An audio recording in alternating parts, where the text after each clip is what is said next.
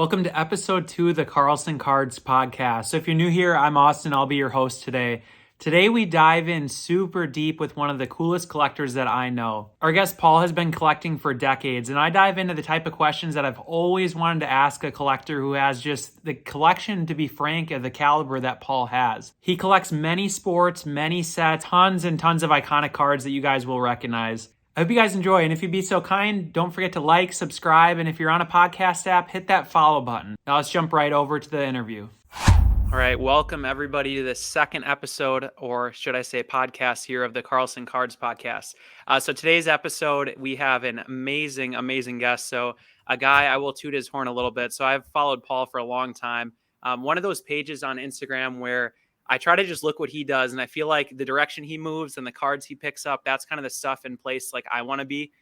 So again, and Paul, you do seem like a hot commodity. I know you were on an Instagram Live last week, and then you were on the Stacking Slabs podcast, which will be releasing tomorrow. So I promised Brett, if you're listening, I didn't copy you. I took Paul first, but now I know he's going to be on tomorrow. But hopefully there's a good part 2, or we can, touch on some different things. So how are you doing, Paul?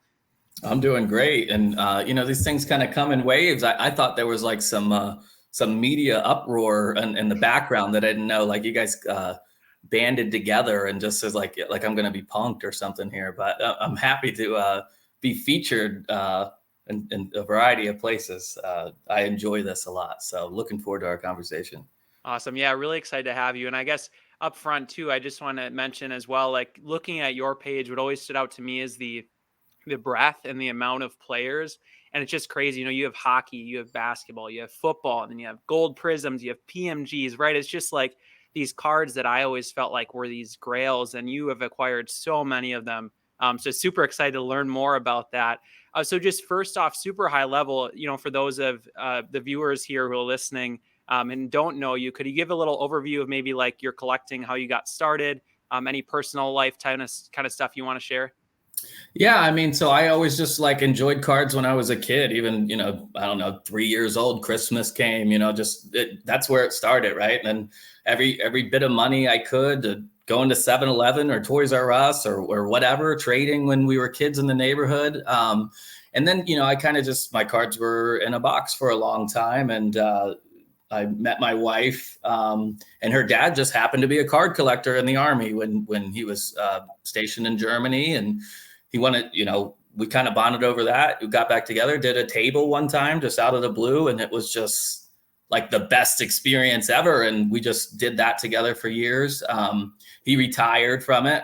So I kind of just kept it going. And here we are now. I mean, it's the same awesome, fun hobby it was when I was 3 years old. I'm still trading with friends and meeting new people, learning new things. So just love it every day. That's awesome. And so we were kind of chatting before this too, life obviously has changed over these decades for you. You have a couple kids now, it sounded like. What do your kids and significant other think about the collecting? How's that been for you? Have you been able to share some of it with them as well? Yeah, they think it's cool, but like none of them are into sports. And I'm a sports head. I played sports. I studied sports. It's my hobby in so many ways. So I do explain things to them. My daughter just loves shiny things. So, sometimes it will literally, when I'm trying to make a decision, it will come down as simple to ask my daughter, hey, which one looks cooler? You know what I mean? What do you think? So no, they love it. And, my wife is used to it with her dad used to do it. So she's really happy that I was able to kind of take that over and kind of like, carry on a legacy because, he meant a lot to me too. So, yeah. That's awesome. I appreciate you sharing. And so a good segue here, you mentioned shiny cards. I have a shiny card here that I'm going to share on screen here on YouTube, but we'll have to describe it for those listening on the podcast. So I saw recently, and I think you were, even you and I think had chatted a little bit about this. You had an opportunity to pick up an Alexander Ovechkin superfractor. I believe it's still called a superfractor. You have to inform me if that's incorrect. So I'd love to hear a little bit more about this pickup. But before we do, could you give a super high level of who Alexander Ovechkin is for those, comparable type of players? Maybe people are familiar with basketball or football. Like, who is this guy? I know I'm familiar, but I'm sure not everybody necessarily is if they don't follow hockey. So, I mean, just to put it into simplest terms, to me, he's the greatest goal scorer of all time. So whoever you think's the greatest scorer and football, home run hitter and baseball, whoever that is to you, that's what Alex is to hockey. He's chasing Gretzky right now, who is still to me the greatest of all time. But as a pure scorer, it's Alex Ovechkin. He's also a freaking freight train, which I love. I love his game so much. I mean, he can have the puck be going, 30 miles an hour and run someone over and not skip a beat, So just the way he plays, the energy, he's just a tank, and he just has like a fully loaded cannon on him. I mean, he's awesome to watch. So the limited knowledge I have, that felt like the perfect explanation for him. The first thing I did when I started following hockey a little bit, and I'll confess, this is like the first year I've really paid attention. I know you and I have chatted a little bit. I just want to learn a little more. I looked up his fight highlights. Those are super entertaining. I mean, he's a beast, man. Yeah. But anyway, when it comes to this card, would you mind sharing, like, I guess, number one, how this happened, the significance of the card, and then maybe what did it take to get a card of this caliber? Did you have to sell or move any cards to get this kind of card? Well, there's a lot of things that. So this is actually, it's an OPC Platinum Golden Treasures 1 of 1. It's an OPC Platinum Retro, in fact. So they have a base set and then they have a retro set that kind of runs parallel with it. They usually, in many cases, I actually prefer the retro design over the base design. But the way I can best describe OPC Platinum in itself is probably similar to a Topps Chrome. So you can see this has the exact same design and finish as a Superfractor, which is great. Similar to like a golden vinyl as well. So this came in my inbox, and this is like, I really wasn't prepared. I talked to this person about cards, Dan Vincent. He's an awesome hockey guy. He's the reason I created a Twitter. I don't use Twitter for anything else other than this guy's epic sales. So if you have Twitter, go and follow Dan Vincent. He's awesome. We've made a lot of Ovechkin specific deals on things that he wasn't really prepared to move, but just messaged me and gave me first shot. And with this one, he gave me a price. It was the exact price. I was thinking $100 less, but I was like, you know what? Thank you for coming to me. And like, yes, I will take that. I said yes so fast. But yeah, this is my first one. I own a lot of Ovechkin 101s throughout all different brands. And this is my first, other than a printing plate, my first OPC Platinum 101 Ovechkin. That's awesome. Well, just first off, incredible card, but you mentioned here about the being off by $100, and that's interesting because actually, talking to Brett last week, that was a big theme that I got from the conversation with him, was to not fight the little, okay, all of us want to get the best deal we can, but when you're trying to build that relationship with the person, it seems to me that you don't argue with, and it sounds like that's what you did in this case. Is that right? Yeah, he's done me solids. I thought that like our prior deals were fair. And I just like the guy, it's just, and sometimes if it's something that like, hey, like, I have to be smart about this. For this one, I just wanted it. And to me, the price was reasonable. So. Yeah, and I suppose one theme with it too, before we move on to the next thing, when I see a card like that, it's not like you're thinking, oh, I have to get $100 less so I can buy this and then go sell it, but I need that $100 difference to make money. I mean, I'd imagine that's not even entering your mind picking up a card like this, which is the best kind of pickup, right? Yeah, no, not at this point. I floated it out. There was one card recently that came up that I was like, wow, I would sacrifice a lot. And I did float this out, but it's like, some cards I don't even show on my page because I was like, I don't even want to DM about this. You know what I mean? And like, this was kind of one of them I was contemplating. I was like, you know what, maybe I should just tuck this away. But it's so gratifying taking a picture, tagging your friend, you know what I mean? Talking about it. So, and now it gets some clout on here. So that's pretty cool. Lots of clout. Yeah, no, that's funny you say that too. I always run in that dilemma where it's like, you have a good grading order. You want to show off all the cards. Then you have 20 people messaging, hey, how much is this? And it's just like, oh man, I'm just showing off the cards. Just some time to process at least. Yeah. You know what I mean? Like, let me just think about it. Let me enjoy the card for a little bit. Yeah, exactly. So a direction I wanted to move with this. So, at least my understanding of my audience, at least from the comments, some of my other YouTube videos and just from the podcast feedback, a lot of people have been doing this a long time. Some people are fairly new to collecting. So I want to ask a couple collections or questions geared more towards that. So something that I was wondering, looking at your page, again, you seem super deliberate with the players and, type of cards you pick up. How do you collect that many different players without getting overwhelmed? Could you touch on that a little bit?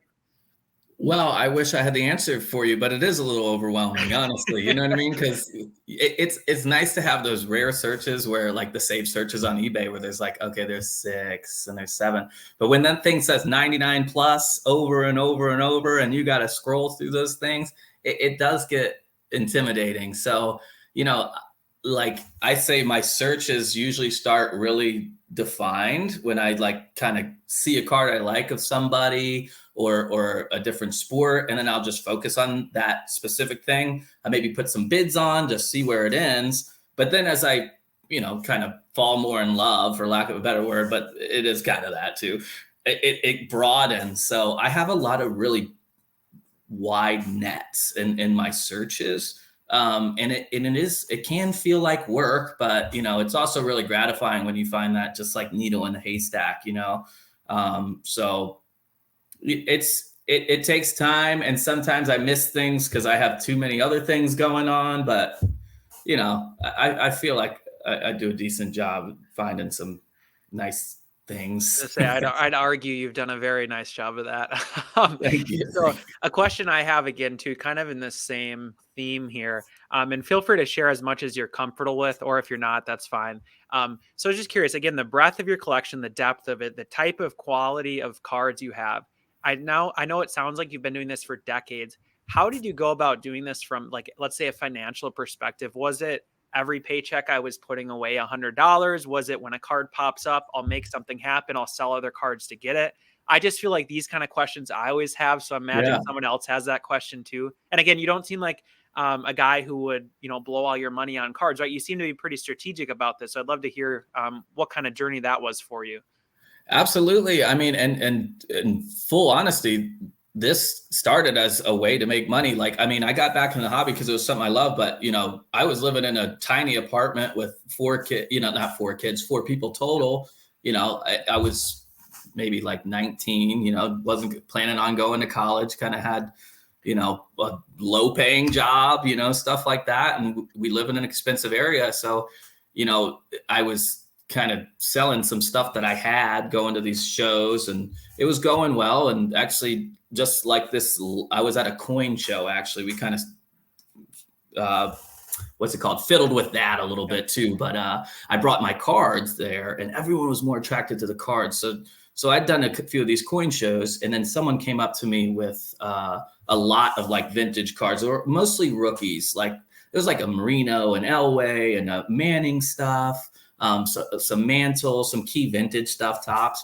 And I just bought the lot. I remember it was $500. It was like I had maybe $1,500 in my bank account for my family. You know what I mean? So like that was a huge investment for me at the time. And that's where it all started. So I was able to kind of just like snowball that stuff into things. And then as my career advanced, I was lucky enough to, do well. And, my wife was able to graduate, get a job.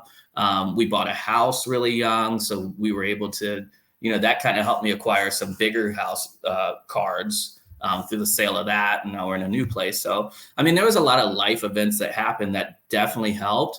But I always try to keep, like, I guess I'm bad about it now because I just have cards brimming from everywhere. But like, I will say, like, some of the services, like the vault services where they catalog all your stuff and then they insure it. And then you kind of get a hard number of kind of what you have to leverage against your debt. So I see everything as a bottom line. So like, to me, I don't always track the single value of a card. I'll say, hey, like, this is my card spending money. I have, between, like, I usually keep between like $5,000 and $20,000. Just, I'm being really. Yeah, no, I love the logistics. Please share as much as you're willing. Like, I usually do about 5,000 to 20,000. Sometimes it gets to 30 and I feel uncomfortable of credit card or some other sort of loan debt.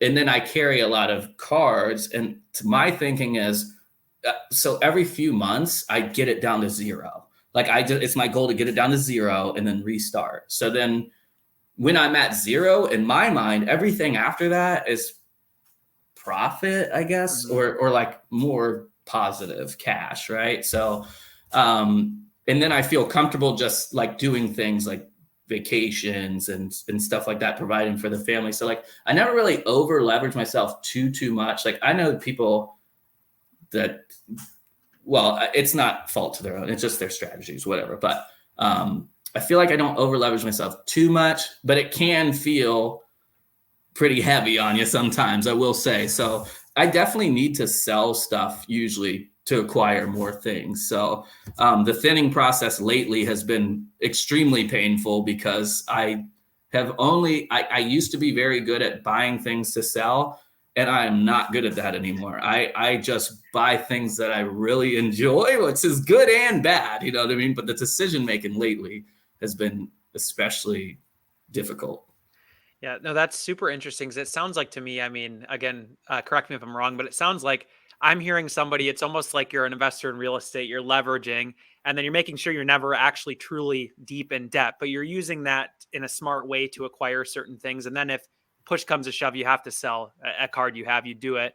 I know I run into that too. I guess it's what we all kind of do almost when you send that big PSA order, right? Because you send Yeah. it off, you haven't paid it yet, but it's coming, you know it's coming, and I know that feeling where you just, okay, I'm going to sell cards over the next 2 months to pay for this order. It sounds like that's kind of what you're doing. That's really very interesting. I appreciate you sharing. I feel like those Yeah. kind of questions don't get asked. And I'm always wondering, Yeah. like, again, how does this happen? And I have like a top 10 to 50 to 100. You know what I mean? It goes out like this. So then at the end of the day, if I'm down to 10 of my favorite or best cards and I have no debt and I can pay my bills and have a good lifestyle, then it's like a victory. You know what I mean? You have your cards. It's still an impressive, collection in my eyes, even if it's the card that I pulled when I was a kid. Like those survived. You know what I mean? So like when you're cutting down, it's like it changes. You know what I mean? But they're like the somewhat of like, okay, I can get to this point, even though I made a lot of sacrifices, and still be really happy. Oh, for sure. And that's like, it sounds like that's kind of the benefit. And I've heard this before. I think Jordan Northwood's Card Collector does a similar thing where you kind of really understand where is the hierarchy in your collection. If you have all the cards stored in one box, doesn't mean they're all, worth the same in your Yeah. mind, regardless of value, right? So that's kind of the way you do it. Then you kind of have is it truly written down, like super, like I know where this one fits, or you just have a kind of a feel for it, a gut feel for where this card is inside of your collection? Man, I live off this gut, man, this beer gut. I need to be better. I wanted to. And that's actually why I use like vault services to get myself organized. And it was nice because it catalogs. You don't have to take the pictures of the time. Sometimes it's so grueling just posting something for sale, writing a description, stuff like that. So those type of services, they do attract me. But like I have things, I keep a lot of things in the bank. And those are kind of like a lot of the untouchable stuff. Where like I really look to that last. So Mhm.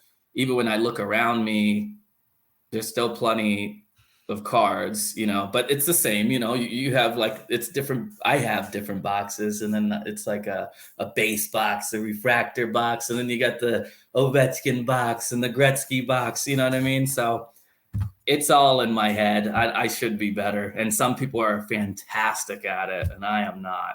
But you did have a good quote in there, Paul. You hide the ones you don't want to get rid of. You hide those as far away as you can. You put them locked in a bank. You don't have those within eye reach or hand reach.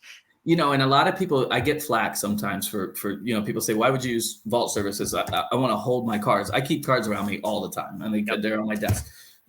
But like, I don't want those in my sight. I really don't want that to tempt me. Like, I made the decision, like, no, this is what I want to keep, and it's staying there, and I just want it safe. And I visit it, and you know what I mean? But Well, and I it's, suppose it's different for you as somebody who, like you've mentioned yourself already, you're always looking versus someone who's just collecting but kind of stagnant and happy with what they have. It's like you're saying, it sounds like if I have them around me and then this big card pops up, I have to make decisions. I don't want these cards I don't want to get rid of right in front of me because they might, yeah, end up on the chopping block. That's really interesting. big Um, time. so Paul, I was wondering here, could I jump over to we'll call it the Mount Rushmore of your collection? Is that good with Yeah. you? So I'll swap over. So on YouTube, again, we have a visual. I was just going to ask if you could just describe the card, you start touching on each one just so people on the podcast can get a glimpse. So, I mean, the first one here I'm seeing is a beauty for Peyton Manning. Could you touch on that card? Maybe, any acquisition stories, anything like that, and what this card means to you? Yeah. And actually, I wanted to pick one from each sport because that's kind of was a part of the topic and similar to some of the other things we've talked about recently. So this is the rookie Peyton Manning 24 karat gold out of Fleer Brilliance, a 1-year product in 1998 that just crushed it. It might be my favorite 90s parallel of all time. This, like, it's not even a card I even dreamed up because I'd never seen it, longtime collector. And it never really even, I never thought it would be attainable. I was like, wow, that's a great card. Well, happy to see that in someone else's Instagram page. But it popped up one time on eBay, and Cad's Cards had it, which is an awesome collector. I haven't talked to him in a long time, but I've got a lot of really nice cards off of him, and he's always really great to work with. He had this and a couple other things. I think I bought it with a Mahomes and like a Kobe. And at that time, it was a ton of money for me, but I called Volume Accumulation as a friend of mine, Chris, and he was just like, buy it. Like, I didn't even finish my sentence. He's like, buy it right now. Like, that is the best card ever. You know what I mean? And I did. So that's how I got that one. And correct me if I'm wrong, Paul. So these are numbered out of 24, right? Yeah. And then there's also, so how does this work? How does the set work? Could you explain that again? It was a little confusing. I've heard it before, but I know there's different parallels, different numbering on this set. Yeah, so there's only 3 parallels. So there's just the base, and they all look the same. So it's a parallel, not an insert, right? Parallels is like the same card, just in a different variation. So you have the base, and then you have the gold, which is 99, and the gold is more like a foil rather than like a chrome finish, right? And then you have the 24 karat gold with the chrome finish, and it's numbered to 24, like 24 karat gold. And I mean, it just shines, it blinds, and it was a cross sport. It was in basketball and baseball. It was not in hockey, unfortunately.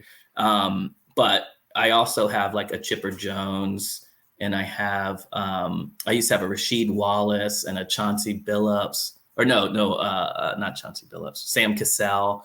I had a Jamal Lewis. I think I still have a couple players, but I really so like.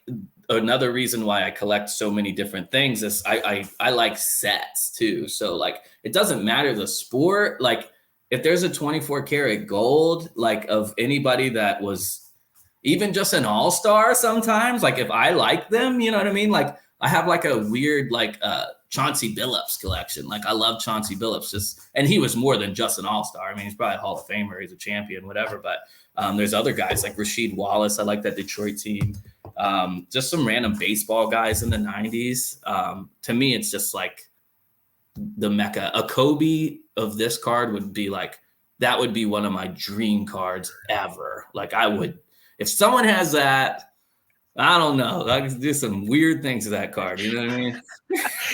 I was waiting. I was like plugging my ears for whatever metaphor was about to come. I'm like, this podcast is now going to be marked as explicit, not clean for this episode. No, I'll be good. But you can use your imagination. Yeah, that's hilarious.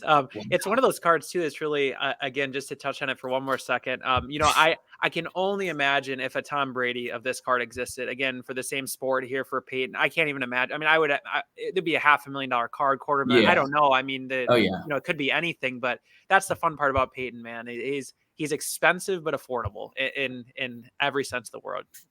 100%. And that's what's always drawn me to him, other than his personality and awesomeness on the field. I mean, I don't know. He's the best bang for the buck. And yeah, the legacy, man. You can't go wrong.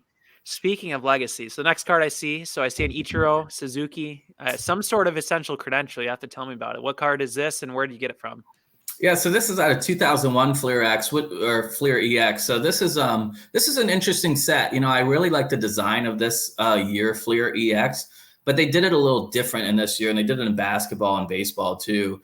And the numbering is different depending on sport. So I'll keep it, I guess, to baseball. I hope I get the numbering right. So there's an essential credential now. So in this year, they did the nows as just the veterans, people that were playing in the league. And they only had their credentials. They only had a now. They didn't even have a future. And that was either numbered to 201 in basketball or 299 in baseball. Now, the rookies, just the rookies, had credentials future, but they also had, it was either a base card. I think it's just the base EX. Their base EX was numbered to like 1,000, like 2,000, like 1,999, I think. And then, and this was in football too, all the rookies were credentials futures and numbered to 29. Wow. So I actually have the Drew Brees rookie, which is 2001. I was a Drew Brees collector. I love 2001 because and I love 98 too. 98 has Manning, Moss, Woodson. Love them all. So then you got 2001, and it kind of goes across the sport. You have three people I really hardcore collected: Pujols, Ichiro, and Drew Brees. And then even 2001 has LaDainian Tomlinson. It has Steve Smith. Mike Vick, is that Mike Vick? Yep. Yeah. So that was a big year. So all those people in football have rookies that are credentials to 29. Pujols, however, does not. He was late into the set, so he only has a Fleer EX base, and it's numbered to 499. But that's a sneaky rare card, much more rare than 499. It was actually a redemption. That could be a whole show about that card. I love that card. That's awesome and super, super, super cool. Though, innate rarity, scarcity here. I mean, just incredible. I'm sure that you heard it on the audio, but I said, wow, because I didn't realize, especially you having said the vets were, I think, out of 300 or close to that. Crazy that the rookies were so short printed. I personally wish we saw more of that in the modern sets, some sort of built in, just in the overall set built in like this. Cause millions of parallels are cool, but they're not rare if you have a million parallels, right? Yeah. I mean, this whole design itself only has 2,029 cards for that entire design for Ichiro. This card specifically was the longest I've ever looked for a card without finding it or acquiring it. This was like a 12-year search to find this card. So I'm really proud of that one. I'm like still in shock. I take that one out a lot and hang out, Yeah. Watch a movie, just chilling. Yeah. So I see. So up next, this one, I'm sure this would probably be one most are familiar with. So what do we got here? So that's a LeBron James Topps Chrome Black Refractor rookie, numbered to 500. That was a local pickup, and that felt like a big accomplishment to me. When I got that, I was like, wow, like this is what it's about. This is a big card. So I got that several years ago when I was kind of like, I was always hovering between I did the dollar box cards, which I still do. And maybe I had cards up to between $300 and $600 or something, maybe $1,000 here and there, but then I would get scared and sell it right away. Cause I was like $1,000, that's life-changing, and sometimes it is, sometimes you need $1,000. That's a lot, and for a card, I was still kind of in the freak out mode. I can't believe I can spend this much on a card. So when I got this, I traded for it. And I think at the time, I don't know. Maybe it was 3,500. And I was like, I'll give you 5,000 trade right away. I was just like, you know what? I want this. It's not leaving here, not in my hands. So this was at a local show in Fairfax, Virginia, that we made that one happen. And, that was kind of the pride and joy of the family for a while. I told everybody I had people that didn't even know cards, my aunts, my uncles, cousins, friends. I got a Topps Chrome Black Refractor LeBron James rookie. You know what I mean? I talk about you won't shut up about this stupid LeBron James rookie. You know what I mean? But I was so proud of that thing. Your cousin's brother, sister's mother. She knew about this card. So I'd be remiss if I didn't ask. So I joined probably in 2020. If I'm sure maybe you already knew that. I don't know if we've chatted about that. So I came in right when this stuff was insane. I'm super relieved. I never, got into any of the big cards. I was just buying cheap cards at the time. And obviously I was throwing in a couple $100 every month or something like that. So my question though, because I remember that so vividly, was there ever a thought to sell this one again, especially with how crazy it was? And I'm not saying that in a sense of, oh, it's lower now. Do you feel? But I'm not asking that. Yeah. I'm just asking from a sense of as someone who clearly this card means a lot to, how hard was that to not sell it? Like, did you have that battle in your head a little bit? Oh, dude, 1,000,000%, 1,000,000%. But the thing is, I don't know. People told me to sell it at 5,000. People told me to sell it at this. And I was like, no, no, no. When it did get to a certain point, man, like I was like, wow, like that's just like it literally was big money. And it still is in perspective. I mean, it's probably like a $15,000 card at this moment, around there. Cash might be a little different. And that's substantial. So yeah, I mean, of course. And I did get some other LeBrons, like kind of underneath to kind of like almost hedge my bet, I guess. So where like I would feel comfortable selling something really big. So I'll do that a lot, actually. So if I have a huge card of somebody, even if I believe in it, I love it, it's part of my PC, I'll just get like a really nice card, but like tiers down of that same player. And then I could sell the big card and still kind of feel satisfied with my collection of that person. So like when I was thinking about selling this, I actually went and bought like a select gold, and I had a Spectra gold, and I had I bought 5 2004 credentials of LeBron. So like then I was prepared to, like, if I needed to make a big move, I could move that LeBron and still feel really nice about my LeBron collection. You know what I mean? So, but that card was just so iconic that I just was like, at that point I was mostly collecting marquee rookies. That was like almost exclusively what I collected. So, at the time it was huge, but yeah, definitely crossed my mind. So one thing that as you're talking to, I can just feel, and from this whole conversation, you have like a super long time horizon, which I think is super impressive. And I think that gets lost a lot of the times, right? A lot of people are thinking, it seems like in the, a long hold is like 3 months, or I'm going to collect this card. But then, to me, collecting is I'm going to sell in 6 months. It sounds like to you, truly, these cards are like decade long prospects. Like you're looking at keeping cards for the foreseeable future. Do you have like maybe a silly question here, but again, a question that I was always kind of interested in. Do you have like an end game when it comes to cards, right? Do you have like a dream scenario? Are you 70 in Bermuda? You got your LeBron drinking a drink next to you. Like, what does this look like for you? Yeah, that's a great question that I probably haven't given much thought to, honestly. But I will say I am a long-term, just like, that's what I'm thinking. I've been saving even when I wasn't making much money, even before I even had a family or was even in high school, I've always thought about like stashing away something for retirement. I've always kind of just wanted to have a plan to where like I could never be like, all right, I'd always be okay, or I could help somebody, so I feel like I've done a pretty good job in that. But as far as an end game, And very tough. deep question. I understand that. So Yeah.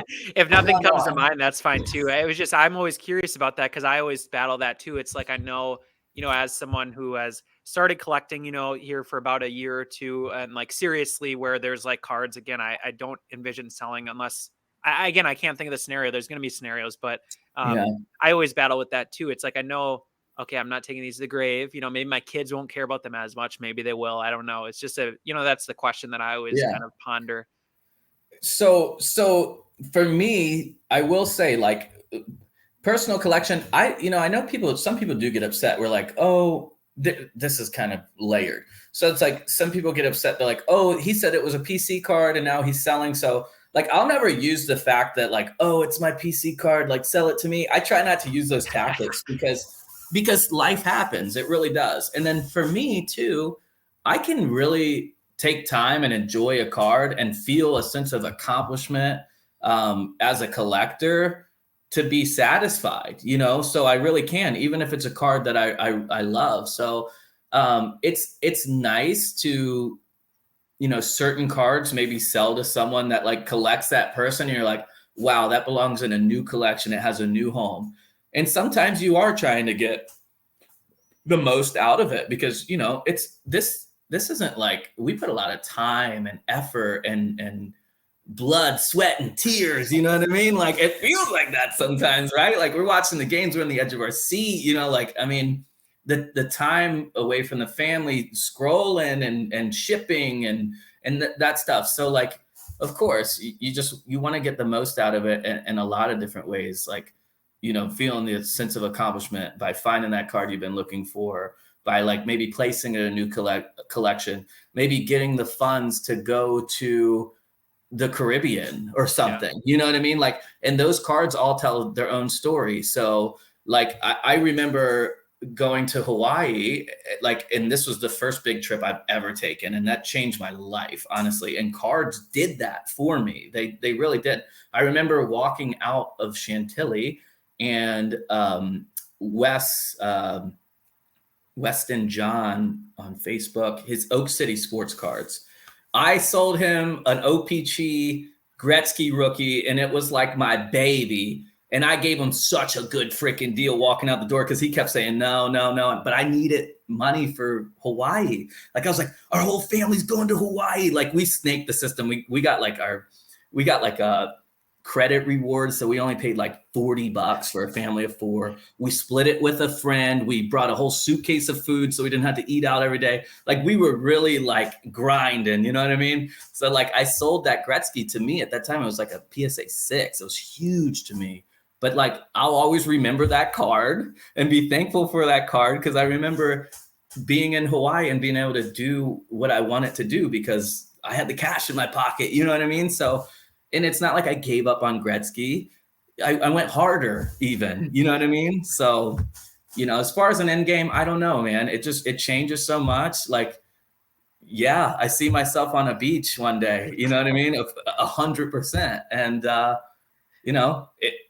hopefully I'll have some cards with me. I hope I can do both, honestly.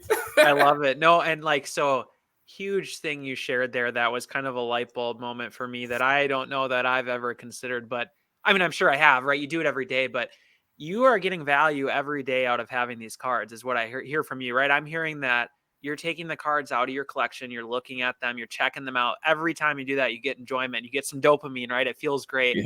So that it sounds like you really value that. And then if you end up selling the card, you have those memories. You still had your, let's say, like, utility out of it, right? You had your enjoyment. And then the best part is, it sounds like you've been able to turn that into some awesome life memories. So I think that's a good end game if there's ever been one. It sounds like you're living it every day, which is, a logic I think a lot of people should follow. So thanks for sharing that. It was really interesting. Yeah. Thanks for asking the question. Thanks. So then I see here, our last one is a big boy. And I think this out of Fleer Retro. Is that right? Oh yeah, 2012 Fleer Retro Hockey was not a dud of a product, but a cheap product, and no one even gave a crap about for years, to be honest. I mean, it was just like 2012 Prism, and that's how a lot of great cards arose. I mean, you think about like StarQuest Golds that were the cheapest, dumbest product, but like to get a gold was so rare because they made 10 million cards. You know what I mean? But everybody had them. So with this, what's so great about the Fleer Retro set is that hockey had the license to Upper Deck.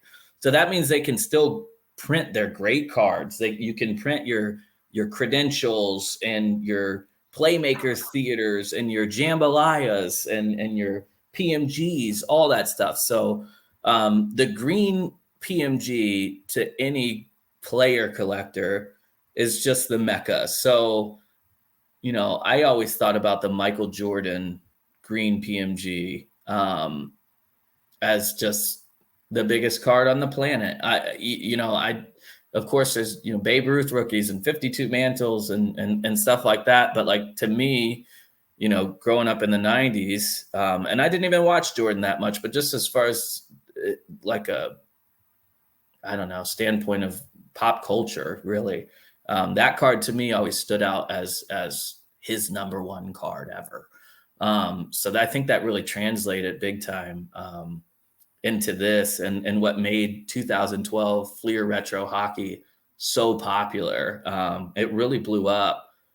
There is a Gretzky of this, and they're in pro uniform. So that's where it gets back to the licenses, right? So it's basically Ovechkin's pro uniform, first ever PMG green, numbered to 10, so it's just like this one I actually bought as a set. I got the green, blue, red, and then some other things. Again, at this time, this was probably the most money I ever spent on a card. but it was a few cards. That's how I justified it to myself, at least.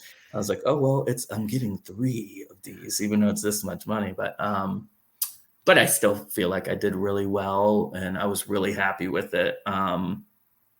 They're just awesome. And actually, hockey has an exclusive color, a blue numbered to 50, which are actually gorgeous. They really are. I tend to stick to the original colors, the reds and the green. But the blues in many years are really limited. Some of them even to 25, some of them to 50.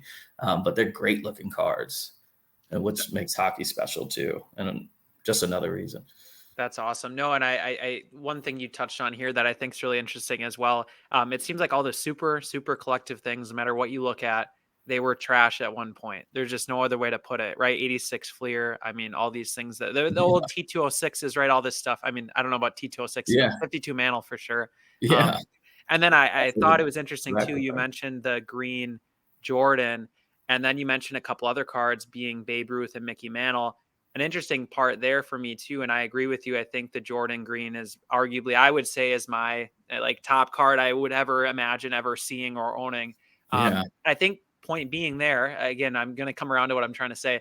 It's not grade dependent. That's what I think is really, really cool. Yes, a Mickey Mantle 10 might outsell, but with all this trimming crap you see all the time and stuff, I think there's always going to be a what if. These Jordans, irregardless of grade, they're just incredible. So I guess that's my takeaway from one part of what you just said here. Well, look at the Ichiro in the headline. Mm-hmm. It's a PSA 5. You only know it's a PSA 5 if you took a freaking magnifying glass. That thing's freaking gorgeous. I mean, you know what I mean? Who cares? It's a 5. I looked for that thing for 12 years. Could be a 1. And you'd still be just as happy getting your enjoyment, going to Bermuda when you're 70. You got it all lined up. So to wrap up here, I have a fast 5. So these are the questions the hobby wanted me to ask, which means my wife and myself, I asked her for some ideas. So first off, she loved your name. Mortal Kombat is the only game she can whoop me in, like absolutely destroy me in, which is pretty cool. So my first question is Liu Kang or Scorpion? Who are you taking? Who's your guy?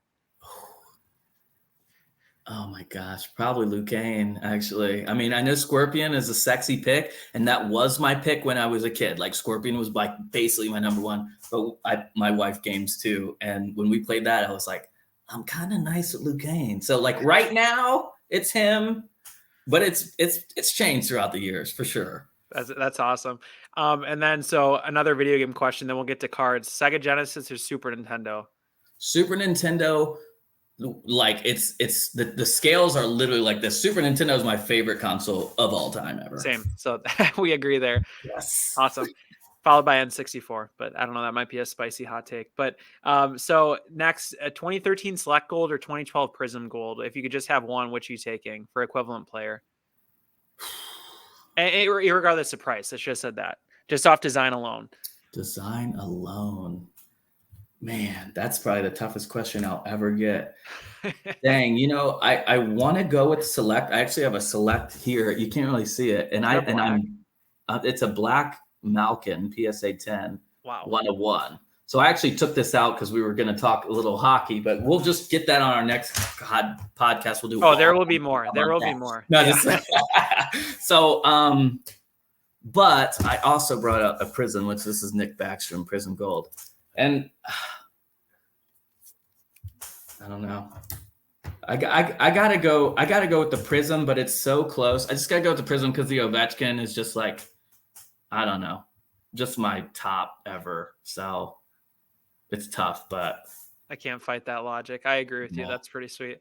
But the Select is final amazing. one here: Super Bowl ticket or Stanley Cup Game 7. We're talking like front row, best seat you can get. What are you taking? And you're a Capitals fan, right? Caps fan. Yeah, it depends on the matchup. It just depends on the matchup. Caps or who's your football team? Oh, Caps or the Commanders. I guess the Washington football team is what so what you going to Super Bowl or you going to Stanley Cup Game 7? I've already experienced the Stanley Cup, and that's why I would say Washington Commanders or football team. I was a crazy big Redskins fan, even more than the Caps for a lot of years, but they've done terrible they've done terrible. I would stand by them. They've done terrible. It's just a shitty organization. You know what I mean? Yeah. So but I've already experienced the Cap. So I was able to go to a game and I was at game 6 they won. And I was in the city. It was in Vegas, but I was in the city. I experienced all that. We did the parade. I've never had that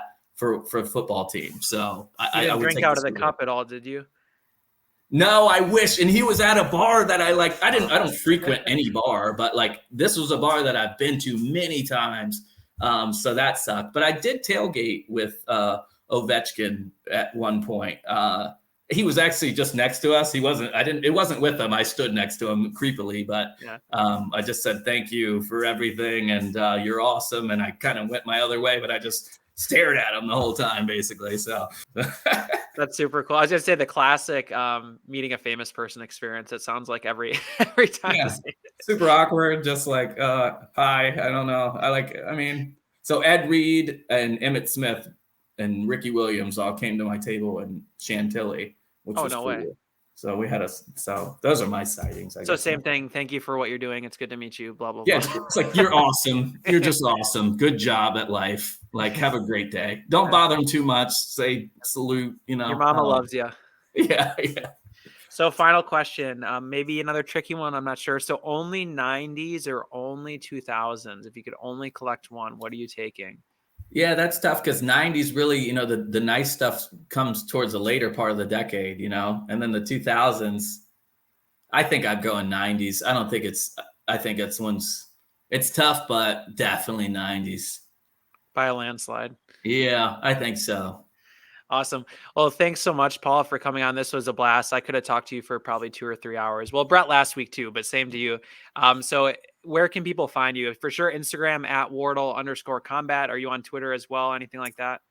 I am on Twitter. I don't even know my name. I have no idea. I created an account just to follow Dan Vincent and he does some sales. I get on there twice a month. So Instagram is absolutely the best part. Or the best way. I'm at Chantilly a lot if you want to meet in person. I don't travel much for shows.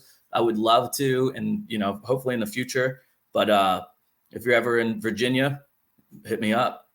Awesome. And we're going to go meet Ovechkin together at some point. How about that? Sweet.